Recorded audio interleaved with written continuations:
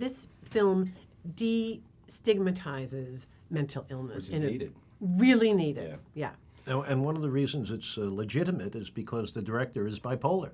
You know, and it's he's writing his story. Hey. Hi. Okay? Yeah. You know, it's 1 in the morning. I just wanted to talk. They call me Luna. Fire went out last night. Because my mind moves in tune with the lunar shifts. They call me a lunatic. Sun burnt on the tip of a Harvey, matchstick. what's going on? Ticks down to the minute the full moon's lit. Going up in flames. Hey, Dad. What happened to your apartment? I'm just trying to figure out who I am. Even when I go on the medication, I don't feel like myself. Now, at the core, we have a love story here. What is it about love that kind of, I guess, drew you guys to this script? Yeah, but I like the idea of calling it a love story, too, because there's a lot of love here. Yeah. I like the fact that Griffin loves his son. Yeah. You know, it doesn't fall into the right. cliche of whatever it is. We played parents that really cared. And the kids love each other, and I feel like they love their parents too. There's a lot of sadness because of that. Yeah. You know, the disease kind of keeps the love from connecting, but it's there, and I thought that was an important part of the film. I'm very glad that someone is actually touching on mental health because it seems to be like a big problem in the community that's kind of like swept under the rug. And I have a younger cousin who has autism as well, so I think this is definitely something that needs to be talked about. The fire went out. Black. Not even the smoke to sniff up the memory of last night's wild sight and resurrect its magic back.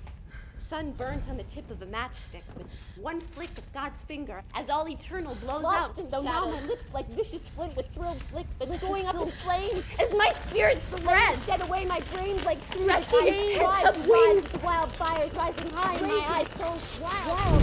Fire irises.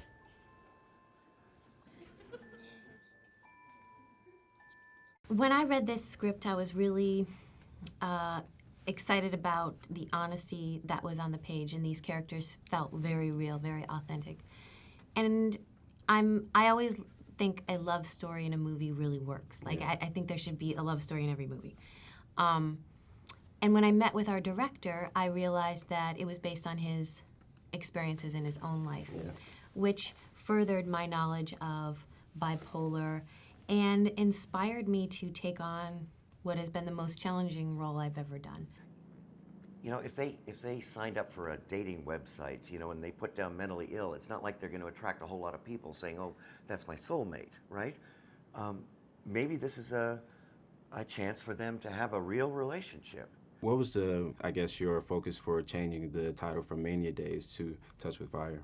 Well, originally it was Mania Days, and then when I hooked up with the distributor, they suggested that maybe people would take Mania Days the wrong way, and I didn't know, but I asked around, and you know, of course they wouldn't tell me to my face if I didn't ask, but some people had I didn't know that not everyone thinks Mania sounds romantic and like a love story. Some people thought it was like a horror movie, like in an mental And that's really what it is. institution. It is a love story at the core, too. It is a love which is important, that at the core it was a love story.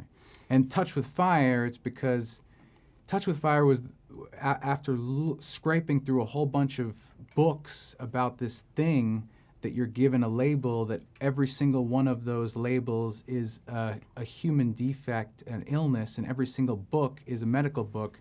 For the first time, it was a book that was an artistic book illustrated like a painting and written like poetry that had a label that you could want to be, Touch with Fire.